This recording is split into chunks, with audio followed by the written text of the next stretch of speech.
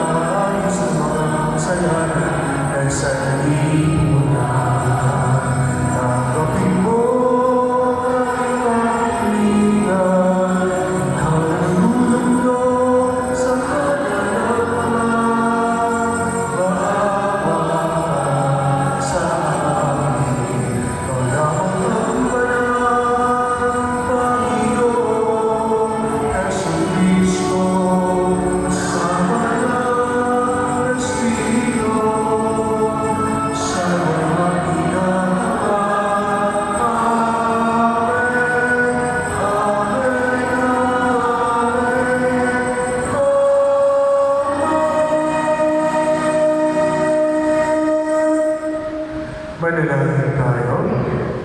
Ama namin makapangyarihan, nilubong sa pagdating ng iyong anak, ay matubos ng siyang katauhan, magkita mo sa kamatayan at nasala.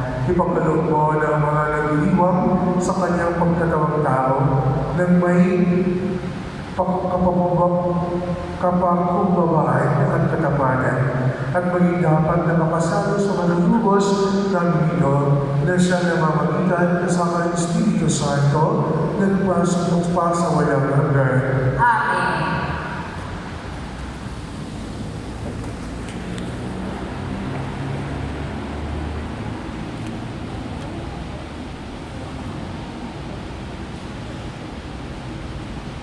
Pagbasa mula sa unang aklat ni Samuel. Noong mga araw na yun, nang maawat na si Samuel, dinala siya ng kanyang ina sa templo sa Silo. Nagdala pa siya ng isang torong 3 taon, 36 na litong hari na at isang pinsel na alak. Nang maihandog na ang bata, dinala nila kay Eli ang bata. Sinabi ni Ana, "Kung natatandaan ninyo, ako po yaong babaeng tumayo sa tabi ninyo at nananalangin sa Panginoon. Iginalangin ko sa kanya na ako'y pagkalooban ng anak at ito po ang ibibigay sa akin. Kaya naman po, iniharap ko sa inyo sa Panginoon upang maglingkod sa kanya habang buhay." Pagkatapos nito, nagpuri sila sa Panginoon. Ang salita ng Diyos. Salamat sa Diyos. Diyos kong tagapagligtas, pinupuri kitang wagas. Diyos kong tagapagligtas, pinupuri kitang wagas. Pinupuri ko kayo poon dahil sa kaloob ninyo sa akin. Pinagtatawanan ko ngayon ang aking mga kaaway, sapagkat iligtas ninyo ako sa kadustaan. Diyos kong tagapagligtas, pinupuri kitang wagas. Nadapi ninyo ang mga makapangyarihan at pinalalakas ninyo ang mahihina. Kaya ang dating mayayaman ay nagpapaupa para mabuhay. Masagana ngayon ang dating maralita. Ang dating bao nagsilang ng mga anak at ang maraming suklin ay sa lungkot na sadlak. Diyos kong tagapagligtas, pinupuri kitang wagas. Kayo poon ay may kapangyarihang magbigay o pumawi ng buhay. Maaari ninyo kaming patayin, maaari rin buhayin, maaari ninyo kaming payamanin o paghirapin, maaari rin ibaba o itaas. Diyos kong tagapagligtas, pinupuri kitang wagas. Mapadadakilan ninyo kahit ang pinakaabang, mahamo sa kahirapan kahit ang pinakadungka. Mayayanin ninyo sila sa mga maharlika. Mabibigyan ng karangalan kahit na ang lustang-lusta. Diyos kong tagapagligtas, pinupuri kitang wagas.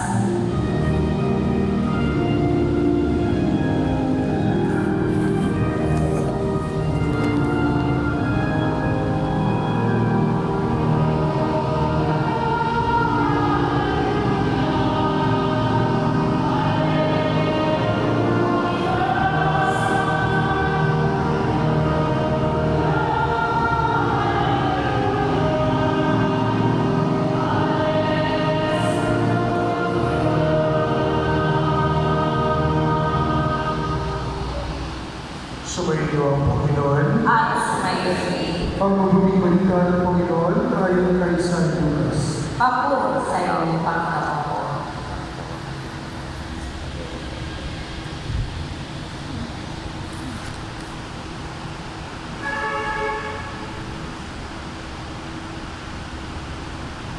Noong panahon ngayon, inayang ni Maria ang awit na ito. Ang puso ko'y nagpupuri sa Panginoon at nagagalak ang aking espiritu dahil sa Diyos na aking tagapagligtas, sapagkat nilingap niya ang kanyang pag-ibig. At mula ngayon, ako'y tatawagin mapalad ng lahat ng mga saligahin. Dahil sa mga dakilang bagay na ginawa sa akin ng makapangyarihan. Banal ang kanyang pangalan.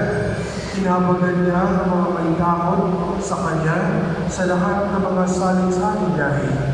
Pinakita niya ang lakas ng kanyang mga bisig. Pinangalan niya ang mga panalo ng isipan. Pinagsak niya ang mga hari mula sa kanilang trono at tinaas ang mga nasa abang palagayan. Binusog niya ang mga mabubuting bagay ng mga mabubuting bagay ng mga nagugutom at pinalayas ng wala ng anuman ang mayayaman. Tinulungan niya ang kanyang bayang Israel bilang pagtupad sa pangako niya sa ating mga magulang. Kaya Abraham at sa kanyang lahi magpakailanman. Nananatili si Maria, ina Elizabeth, ng may 3 buwan at saka umuwi. Ang mabuting balita ng Panginoon. Pinupuri ka namin, Panginoong Heso Kristo.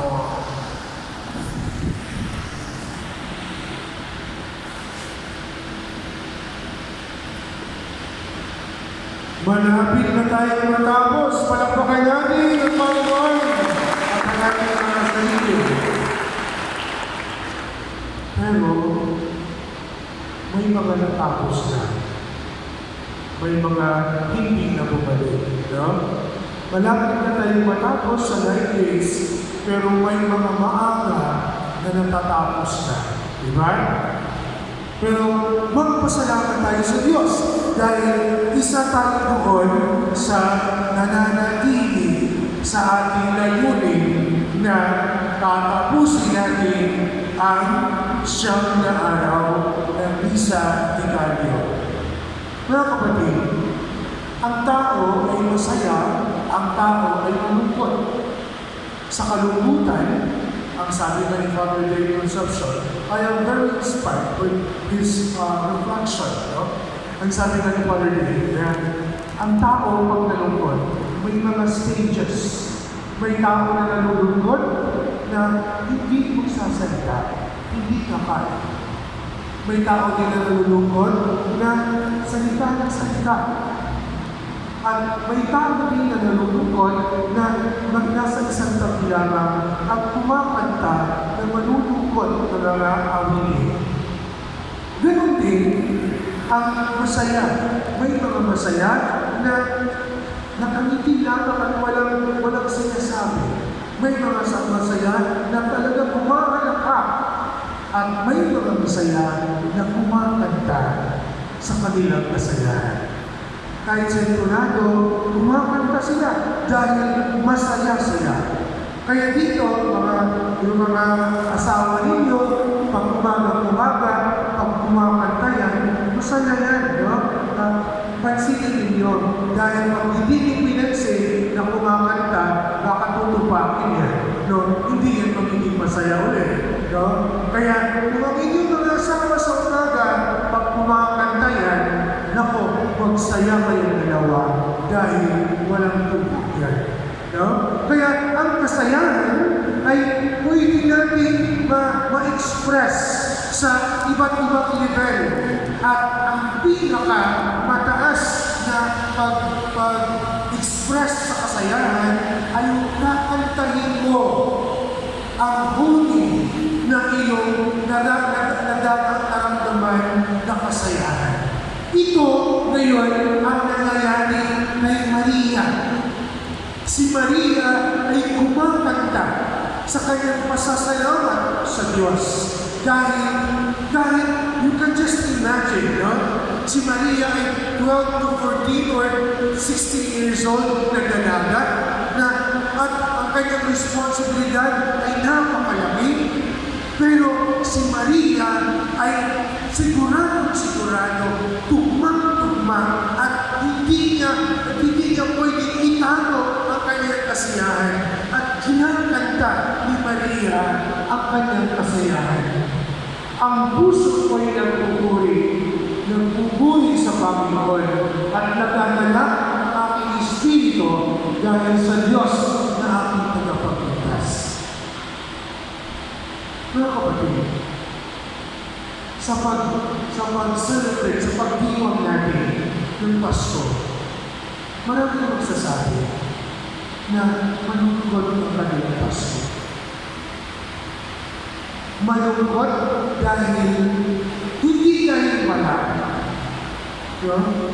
Nalulungkot ka, hindi dahil wala ka, kundi nalulungkot ka dahil binibilang mo ang grasya ng ibang tao.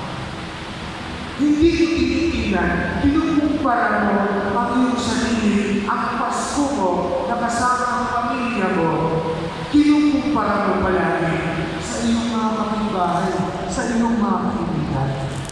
Kaya hindi mo makikita kung ano ang binigay ng Diyos sa iyo tuwing darating ang Pasko. Malulungkot ka palagi. Hindi ka magkakaroon ng satisfaction. Hindi ka marunong magpasalamat sa Diyos o hindi mo maisip na magpasalamat sa Diyos dahil wala kang nakikita na bago sa pagdiwang mo ng Pasko. Dahil ang laging nakikita ang ibang tao. No? Ang Pasko, ang Adbyento ay bago. Para bago ang Adbyento, kung magkaroon ka ng bagong pananaw sa buhay. Magkaroon ka, tingnan mo ang iyong sarili. No? Magkaroon ka ng bagong pananaw. Lahat tayo nakaranas ng pandemic. Lahat tayo ay nagmamakaawa sa Diyos na Panginoon, sana matapos na ang pandemic dito. Sana hindi na kami magsusuot ng mask. Sana hindi na kami bibili ng face shield o kung ano. Sana hindi na kailangan na suriin pa, kaya may maraming patakaran pag pumasok kami sa simbahan, pag pumasok kami sa iba't ibang establishment. Sana wala na kami mabalitaan na namamatay. Lahat nararanasan natin yun.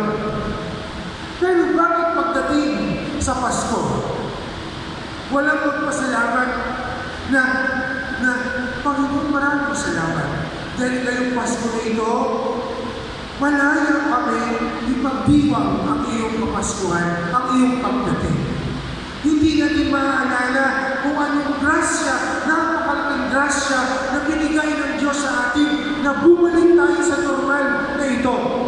Na hindi sarado ang simbahan, na walang nagsusuot ng mask, na walang lalayo sa bawat isa dahil takot na magkaroon ng COVID.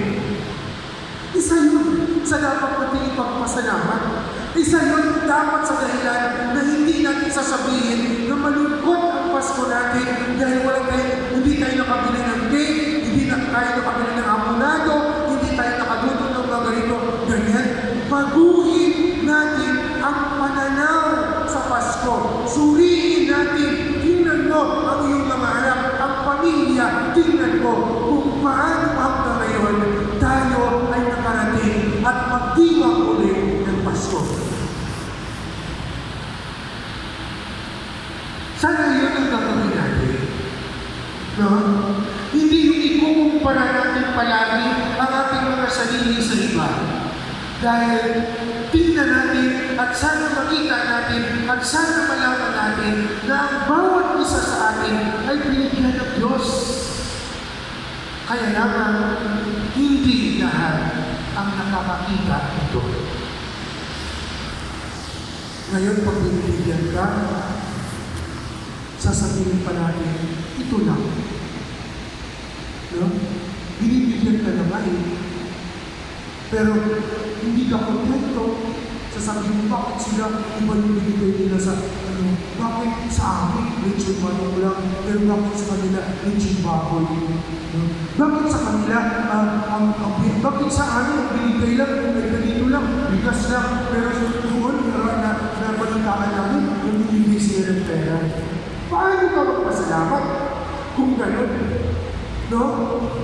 Unang-una, binigyan ka, magpasalamat ka. Huwag mong questionin pa ang nagbibigay sa iyo. Magpasalamat. Tayo lahat magpasalamat sa Diyos. Dahil hindi tayo magkakaroon ng espiritu na magpapasalamat sa Diyos kung hindi natin babaguhin ang pananaw natin sa buhay. Magkaroon naman tayo ng pagpapasalamat na tagus sa puso kung natitignan natin na bago ang pananaw, na bago ngayon ang binigay ng Diyos sa akin at sa aking pamilya.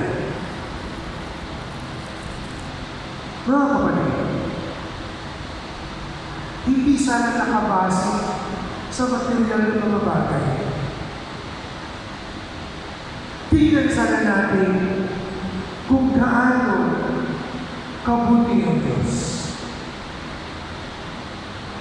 Kaya sabi na ng bata, habang naglalakad sila, naglalakad sila sa magaganda ng mga bahay. Sabi ng bata, Papa, sana ang bahay natin gano'n dito, ang laki-laki at maraming mga ilaw. Tapos biglang nabukas ang gate. Dahil yung may-ari ay inaakay-akay dahil may sakit. Sabi ng Papa, gusto mo malaki bahay natin pero may mga sakit. Sabi ng Papa, ay hindi Papa, okay na kung hindi malaki ang bahay natin. Basta lahat tayo ay nasa magandang kalusugan. Tingnan natin ito. Tingnan natin ang mga bagay. Hindi yung gusto ko yan, gusto ko to. Pero paano mangyayari na gusto ko yan? Isamantalang, tingnan mo ang kalagayan natin. Nagpapasalamat ka ba sa mga maliliit na bagay? Tapos nag-aasam ka ng mga malalaki. Pero sa mga maliliit na bagay, hindi tayo nagpapasalamat sa Diyos. Pero umaksang-asang tayo ng maraming pang bagay. Paano ibibigay ng Diyos ang mga bagay ngayon na ninanais mo na sa mga maliliit na bagay simula nung nabuhay ka, simula nang nagkapamilya ka, lahat ng mga bagay na binigay ng Diyos at sa iyong pamilya, hindi tagos sa puso ang iyong pagpapasalamat. Lagi mo sinasabi, ang hirap sa Pasko ngayon para lang yan sa mga mayayaman. Hindi. Ang Pasko ay para sa lahat. Pero makikita natin, magpapasalamat tayo kung nakikita natin ang kabutihan ng Diyos sa gitna ng paghihirap sa buhay. Ganyan ang Pasko.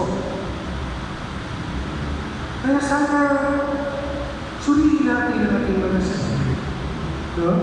Suriin natin ang ating mga sarili. Sa unang pagbasa, si Hana ay talagang sinasabi niya ng malakas na salamat Panginoon sa binigay mo sa akin dahil siya ay baog at nangihin siya sa Diyos matagal at siya nagbuntis at siya ay naganak. Kaya bumalik siya sa templo at malakas niyang sinasabi sa Diyos, maraming salamat Panginoon. Hindi lang siya nagpapasalamat dahil binigyan siya ng anak ng Diyos, kundi ang anak niya ay inanay niya sa Diyos. Paano? Lahat na nangyayari sa buhay natin, lahat na binigay ng Diyos, malakas ba ang putok ng ating mga puso sa pagpapasalamat at pag-alay ng lahat na mayroon tayo? Dahil hindi natin alam kung ano yung mga bagay na dapat natin ipagpasalamat. Dahil lagi natin sinasabi na hindi ako magbibigay dahil kulang pa ito sa akin. Dahil wala hindi dumating ang gusto kong pangyayari. Kaya sinasabi, may regalo ka na ba kay Jesus ngayong Pasko? Magbigay ka. Agad kasi. May regalo ka na ba sa Kanya? Itong bahay na ito ay sa Kanya ito. At ang bahay na ito ay para sa atin. At nangangailangan ng repair, agad kasi. Hindi mo alam kung paano magpasalamat. Eto, sa harapan natin. No? Pero ini-ignore natin. Hindi tayo natin sinasabi, pakialam ko dyan. No? Papasok ako, may isa, uupo ako, pagkatapos umuli ako. Pero paano? Yung para sa Diyos. Nananawagan, bawat advertisement, bawat announcement ay sinasabi, may regalo ka na ba para sa Diyos? Kung wala pa, ito na yung pagkakataon mo. Adapt kasi. Kung hindi mo kaya, yung malalaking halaga, may mga maliliit na halaga. No? Para sasabihin mo sa Diyos, Panginoon, maraming salamat. No? Kahit hindi, wala kami pera, o kasya lang ang pera namin. Pero ang buhay, nananatili kami buhay, at nananatili kami na sa araw-araw ay may lakas. Magbalik handog ako sa iyo at magpasalamat. Sana maisip natin yun at masasabi natin na mayroon tayong bagong pananaw sa buhay at magkaroon ng dahilan na malalim na pahulugan ang darating na Pasko. Amen. No, kapatid, hulog tayo ngayon sa ating Diyos Ama, siyang humubog sa atin mula sa anak ko, upang tayo ay naligtas sa magitan ng pagkakatawang taong ng kanyang anak. Itutugan, O Diyos, iligtas mo ang iyong kaya. O Diyos, iligtas mo ang iyong kaya. Para sa simbahan, iligtas mo kami, O Diyos, upang kami makapaganda sa pagdating ng iyong anak, sa diwa ng pagbabalik loob at pag-ibig. Manalangin tayo. O Diyos, iligtas mo ang iyong kaya. Para sa lahat ng mga lingkod bayan, gawin siya tuluyan, Panginoon, ng iyong pagliligtas. Manalangin tayo. O Diyos, iligtas mo ang iyong kaya. Para sa aming natin ngayon, halina't patanggal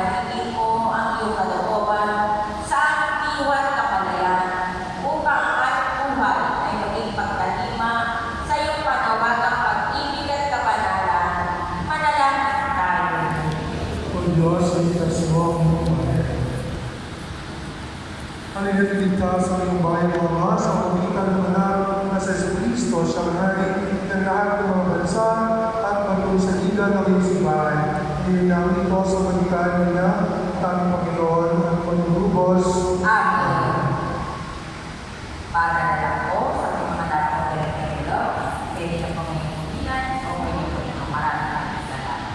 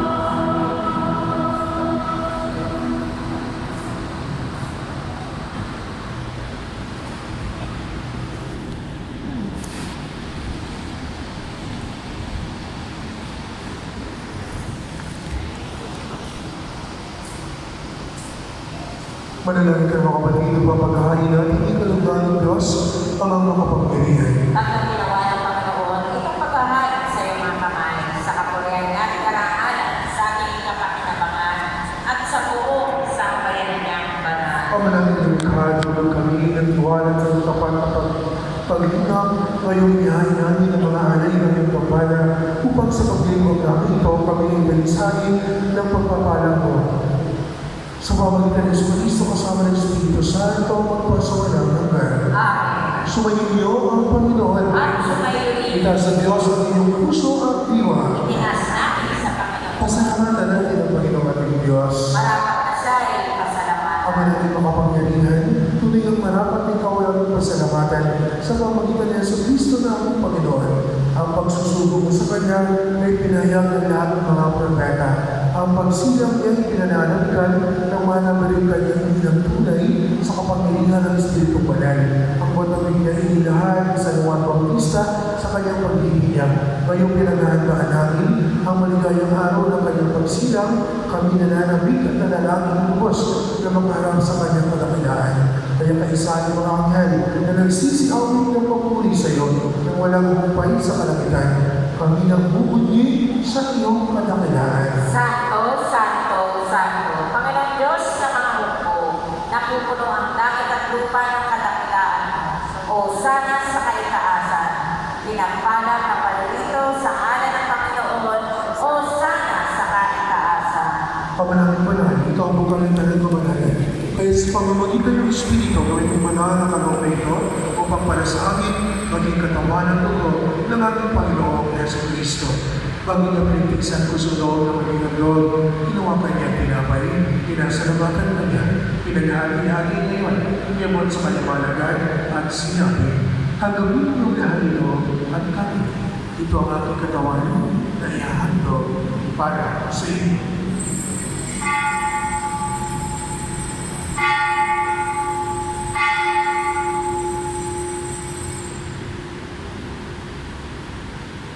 Gayun din naman matapos ang hapunan, hinawakan niya ang kalis. Muli kanyang pinasalamatan. Labot niya ang kalis sa kanyang malagay at sinabi, "Tanggapin niyo lahat ito at inumin. Ito ang kalis ng aking dugo, nagbago at walang hanggang tipan. Ang aking dugo ay bubuhos para sa inyo at para sa lahat, sa ikaw pagpapatawad ng mga kasalanan. Gawin ninyo ito sa pag-alaala sa akin."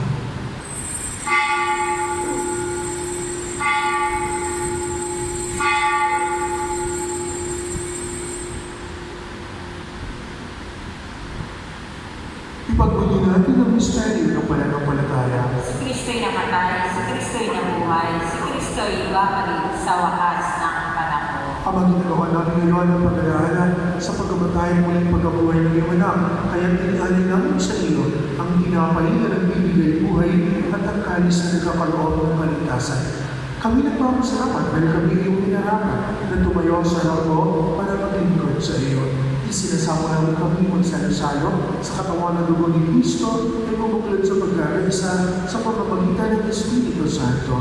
Amalin namin mo ang isimbang laganap sa mundo, pususito kami sa pag-ibig.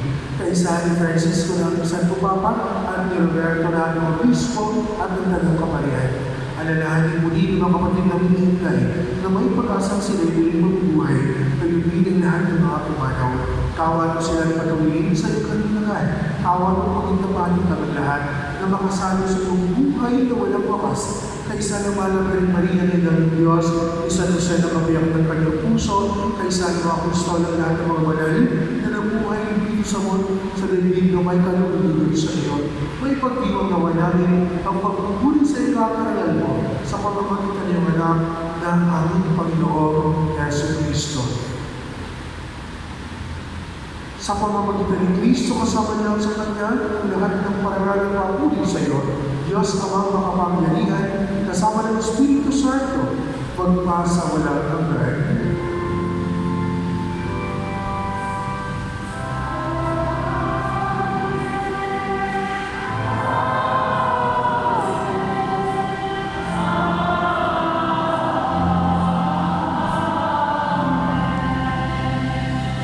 Bilang isang pamilya ng Diyos, awitin natin ang kamanangan.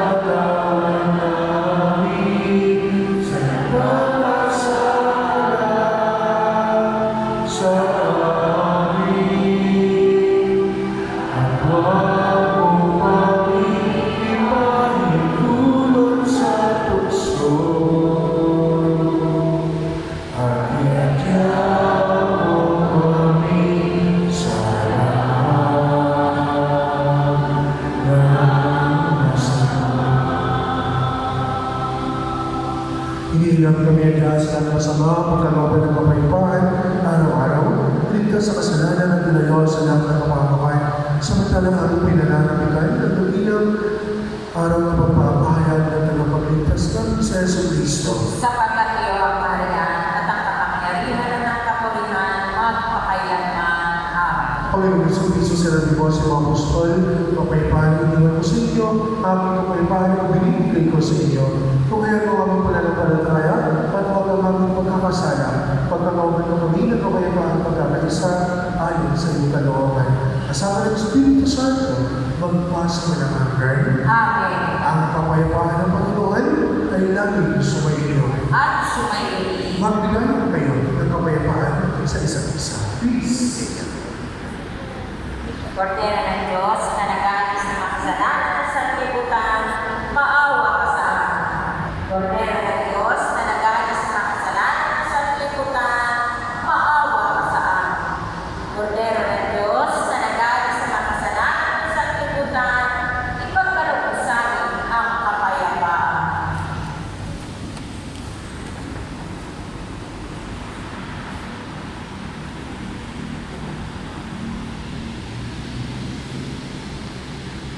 Ito sa Jesus, ang Kordero ng Diyos, na nag-aalis ng mga kasalanan ng sanlibutan. Mapalad ang mga inanyayahan sa kanyang piling. Panginoon, hindi ako karapat dapat na magpatuloy sa iyo. Ngunit isang salita mo lamang ay gagawin na ako.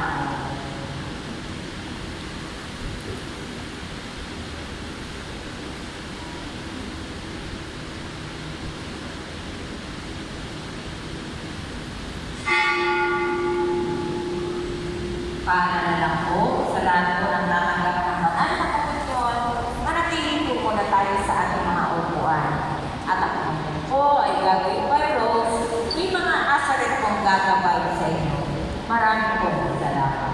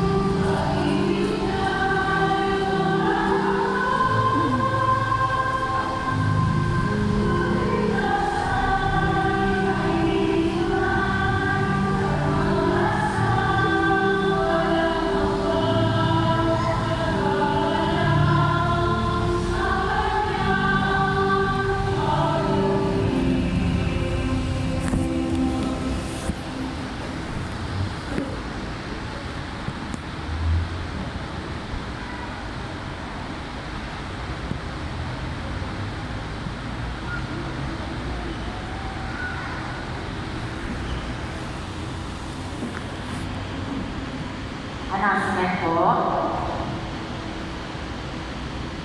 magkakaroon po tayo ng second collection. Ang second collection natin ay para sa ginagawa natin pag-aayos, pagpapaganda ng ating simbahan, St. Peter's Shrine. Salamat po sa inyong generosity. Available na rin po ang ating limited edition 2024 calendar. Maganda po itong pangregalo ngayong Pasko. Siguraduhin may kopya ang bawat pamilya ng ating 2024 calendar. At ang asili, may link ka na ba kay Jesus? Nakasulat na ba ang pamilya niyo sa family natin? Ito na ang regalo natin kay Jesus ngayong Pasko na mas maging maganda ang kanyang tahanan.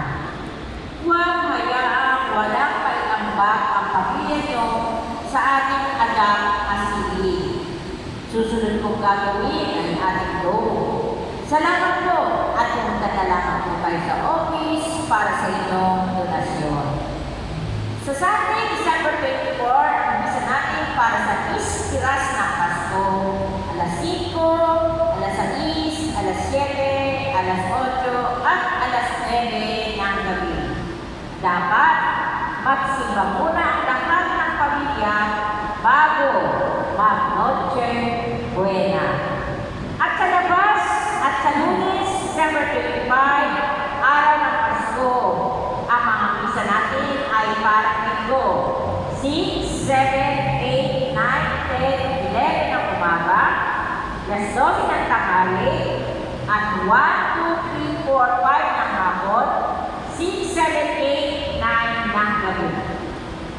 Isipin natin ang ating living store sa mga kailangan ng libro at gamit pang-spiritual upang makatulong sa ating parokya. At patuloy po tayo magsindi ng kandila sa labas ng ating simbahan para sa iba't iba pa nating mga kaibigan. Maraming salamat po. Ulitin ko po ang ating kalendaryo ay sa parokya ay pwede nang mapipili. No? Paglabas natin ang ating simbahan, dito sa guard post ay pwede nang mapili ang kalendaryo. Sa bawat kalendaryo na binibili natin ay nakakatulong tayo sa pag-maintain sa ating simbahan. No? Kasi kita naman natin, maraming mga ilaw, may mga umikot na mga electric fan. No? So, it has something to do with the management sa money para ma-maintain ang pangangailangan ng simbahan. Ngayon ay konkreto na may pagkakataon ka para magbigay para sa Diyos, para regalo mo. No? Ang kalendaryo, pwede kang bumili, ang pasili, pwede kang magbigay, no? Pagpapasalamat sa Diyos. Dahil hindi lang 250, hindi lang 1,000, hindi lang 50 pesos ang binigay ng Diyos sa atin. Lalo na nung dumaan tayo ng pandemic. Kung natigong tayo doon, wala na tayo ngayon. Diba? Ang ating buhay hindi lang halaga ng 1,000 o kaya halaga ng 50 pesos na kalendaryo. Mahalaga tayo sa Diyos. Kaya sana, huwag tayong magpuripot pagdating sa Diyos dahil maraming pang-grasya na ibibigay ang Diyos sa atin. At gusto ko lang ipaalala sa lahat, yung pagtatanggap ng komunyon, itaas ninyo ang inyong kamay. No? Ang magtatanggap ng komunyon, nandito lang sa biwang. Pagkatapos, pagbigay pa ng komunyon, magbaw ka pa, sabay ka magbabaw. Natatakot ako kung nasaan na yung kamay mo Noong napunta na sa ilalim. No? Kung ikaw ay magtanggap ng komunyon, itaas mo, reverence. Diba? Hindi yung napamagod ka na, dito mo na ilalagay, tapos paglagay ko, hinahanap ko yung kamay mo. Kung na-short ba doon yung sacred host sa iyong kamay. Diba? Kasi pag nahulog naman, hindi mo nilong kamay, pupulutin ka ba ito? Hindi. No? If we receive Christ with reverence, itaas mo. No? Itaas mo. Kasi tatanggapin mo siya. No? So sana matuto tayo. Basic, no? Basic yan na kailangan natin matutunan. Huwag yung, parang pagod ka, no? Dito na, Tapos paglagay ko, papaw. Wala, nasaan na yung kamay mo? No? Nakakatakot para sa amin na nagbibigay ng komunyon kung ang host ba ay nalalagay doon sa kamay mo. No? Pag nakapila ka, taas mo ang kamay mo, doon ilalagay yung Holy Communion. Sana naintindihan mo natin ha, kasi may mga bagay na marami na mga bagay na hindi natin intindihan kung paano gawin sa tama. Maraming salamat sa pagdalo ninyo sa pagdalapagdiriwang dito. Magsitayo na po ang lahat.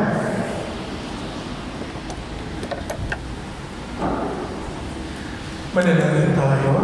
Ama namin ang magmahal, kami iyong palakasin sa aming pag-inabang upang kami makasalubong sa dumating namin tagapagligtas na may gawang karapat-dapat para iharap sa ipagkakapit namin sa pagiging kabilang sa mga kapanan sa magitan ng Yesu Cristo kasama ng Espiritu Santo magpahal sa walang hanggan.